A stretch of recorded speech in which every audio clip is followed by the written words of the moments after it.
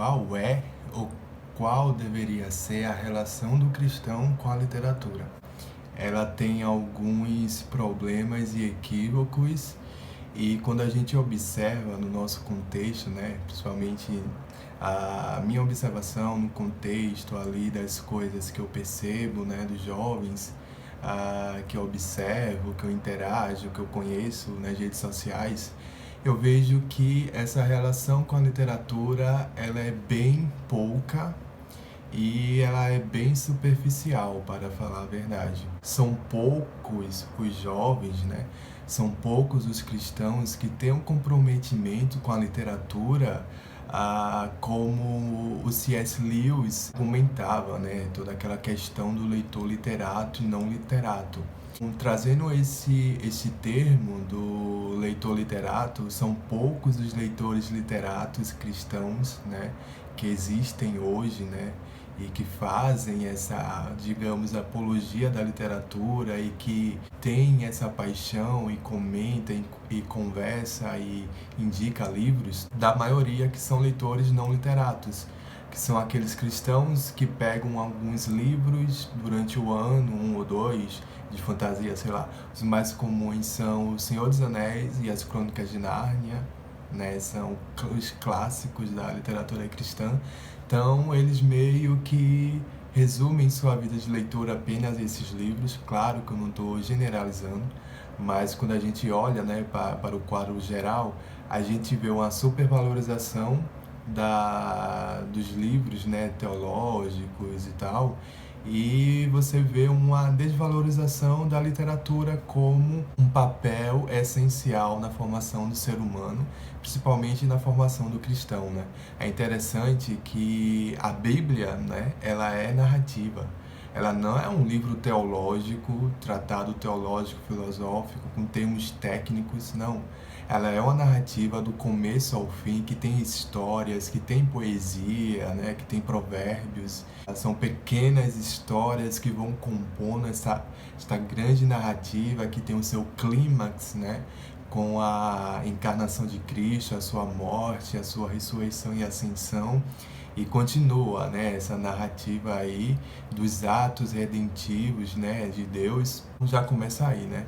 A Bíblia, ela é em si uma narrativa dos atos de Deus, né, durante a história aí do seu povo, né, durante a história do mundo. Já que Deus quis se revelar em forma de narrativa, né, de histórias, ele conta pra gente como é que ele criou o mundo, né? Ele conta pra gente todo esse processo da queda, né? Todo esse processo que vai levar aí à redenção também, todo o processo da criação, e também ele narra por meio de simbologias, né? Eu posso assim dizer, como está em Apocalipse ou em alguns dos livros proféticos, sobre como é que vai ser o fim dos tempos, né? E a gente não tem tratados teológicos complexos, mas são simbologias, são narrativas que em si elas são muito complexas, né? Dá para deduzir que a literatura ela não é apenas algo meramente bobo, meramente sem importância, porque as escrituras ela é uma narrativa em si, né? Que conta aí a história de Deus, né, do Deus que criou o mundo, enfim. Tendo isso em mente, né, seria plausível que os cristãos dessem mais valor à literatura. E o que a gente vê hoje em dia não é isso, infelizmente, né? A gente vê muitos jovens, principalmente jovens, né? Muitos jovens cristãos com a vida de leitura muito superficial, pouquíssima, né? Muito esporádica. Pega um livro aqui e lê só de vez em quando. Não tem. Se você perguntar para um desses jovens, qual é o seu livro preferido, tirando as Crônicas de Nárnia, eles não vão saber responder, né? Eu acredito que a literatura, ela dá valor, né? Como o Lewis diz, eu não me recordo em qual livro ele fala isso, mas ele diz que a literatura, ela dá valor, né? Ela dá importância, né? Ela dá significado à vida. Então, se a gente suprime a literatura, o que restaria? Restaria um mundo sem histórias, um mundo sem narrativas e um mundo que não faria sentido, né?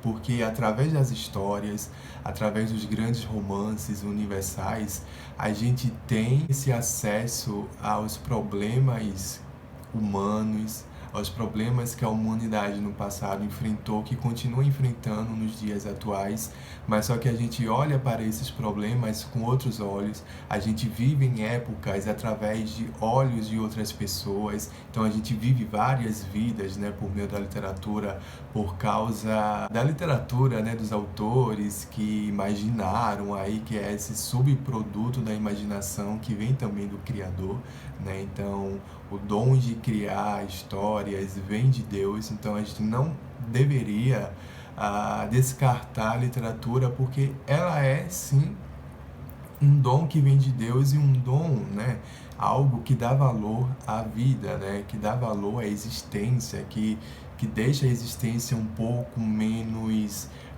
sem significado, sem cor, né? Você suprime, tira a literatura, a poesia, a amizade, essas coisas, ou que devem ser apenas meramente pragmáticas ou utilitaristas, né? Você tira isso, e o que resta da humanidade? Basicamente nada. Então você vai viver apenas para trabalhar, para sobreviver, então sua vida vai se resumir a isso.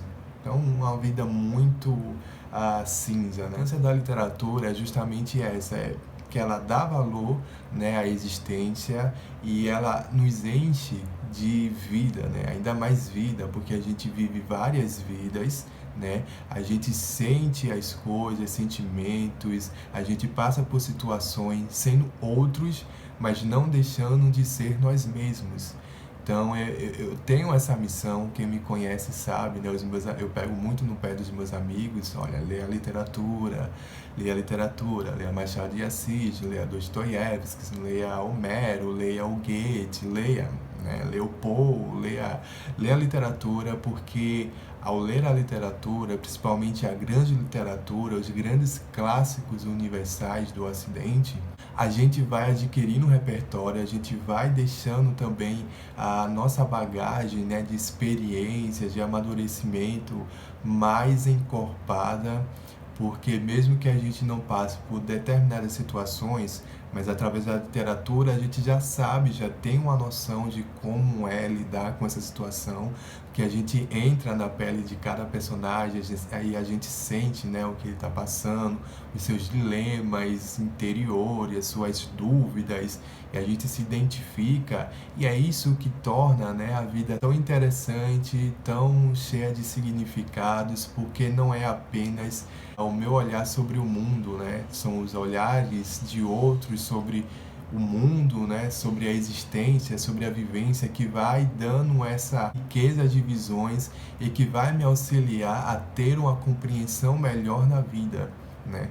O Lewis, aqui no experimento A Crítica Literária, é aqui que ele fala, né, ele fala sobre os leitores literatos, os leitores não literatos, sendo aqueles leitores literatos que dão importância à literatura, né? Eles têm um compromisso com a vida literária, eles não apenas leem os livros como um mero entretenimento, não. Leem os livros, né, por prazer também, mas tendo em vista, né, que aqueles livros vão acrescentar alguma coisa, alguma virtude, algum novo olhar para a sua experiência de vida. Então, quando um livro acaba agradando esses leitores literatos, ele não vai deixá-lo lá na biblioteca, lá na estante, mofando durante décadas. Ele sempre vai voltar àquele livro, ele sempre vai fazer uma releitura, ele sempre vai encontrar novos significados a cada releitura que ele for fazendo. Enquanto os leitores não literatos são aqueles que apenas pegam um livro, talvez por causa do clamor, da popularidade do momento, vão ler aquele livro, vão achar bom, pronto, deixei aqui, já li tudo, já entendi tudo que era para entender, então não volta mais, e assim ele vai tendo essa displicência, essa negligência, né, com sua vida literária. E aqui no final ele tem uma frase que é bastante conhecida, que eu acho que todo mundo, né, que estuda o Lewis e seus escritos mais voltados para a literatura conhece, que ele diz assim: a pessoa que está contente em apenas ser ela mesma e, portanto, menos que um eu, está em uma prisão. Os meus olhos não são bastante para mim. Eu vejo através dos olhos dos outros. A realidade, mesmo vista através dos olhos de muitos, não é o bastante. Eu verei o que os outros inventaram. Mesmo os olhos de toda a humanidade não são suficientes. Lamento que os animais não possam escrever livros. Eu aprenderia com muita alegria qual é a imagem que as coisas têm para um rato ou para uma abelha. Mais alegre ainda ficaria se percebesse o mundo olfativo carregado com todas as informações e emoções que este mundo tem para um cão. Ou seja, o Lewis, ele entende que não basta apenas a sua experiência, né, de olhar para o mundo, de sentir o mundo, de sentir as coisas, porque não é suficiente para ele, para a gente também não é suficiente. A gente quer olhar através de novos olhos, ser outras pessoas, sem deixar de ser nós mesmos. E ele prossegue dizendo: a experiência literária cura a ferida da individualidade sem diminuir o seu privilégio. Há emoções da massa que curam a ferida, mas destroem o privilégio. Nossos seres isolados se fundem nelas e afundamos em uma subindividualidade. Mas ao ler a grande literatura, eu me torno 1000 homens e mesmo assim continuo a ser eu mesmo. Tal como o céu noturno no poema grego, eu vejo com a miríade de olhos, mas ainda sou eu quem o vê. Na adoração, no amor, na ação moral e no conhecimento, eu transcendo a mim mesmo e nunca sou mais eu mesmo do que quando faço isso. Ou seja, ao ler a grande literatura, a gente deixa de lado a nossa individualidade, aquela individualidade mesquinha, e aprendemos com a subjetividade dos outros e acabamos sendo os outros sem deixar de ser nós mesmos, né? Então é isso que a grande literatura, que a vida literária, que a literatura em si, ela tem a oferecer aos homens e principalmente aos cristãos.